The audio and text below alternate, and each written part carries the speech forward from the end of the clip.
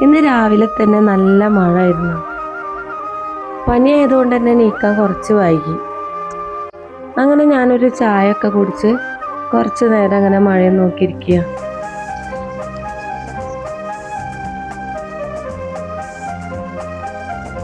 മഴ പെയ്യുന്നതിൻ്റെ ഒപ്പം ചെറുതായി മിന്നും ഇടിയും ഒക്കെ വരുന്നുണ്ട്.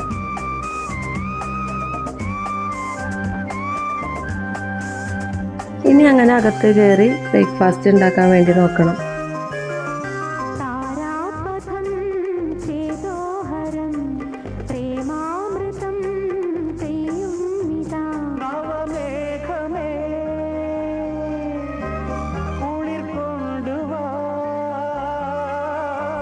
ബ്രേക്ക്ഫാസ്റ്റിന് ഞാൻ ഉണ്ടാക്കിയത് ഉരുളക്കിഴങ്ങ് കറിയും ബോരിയാണ്.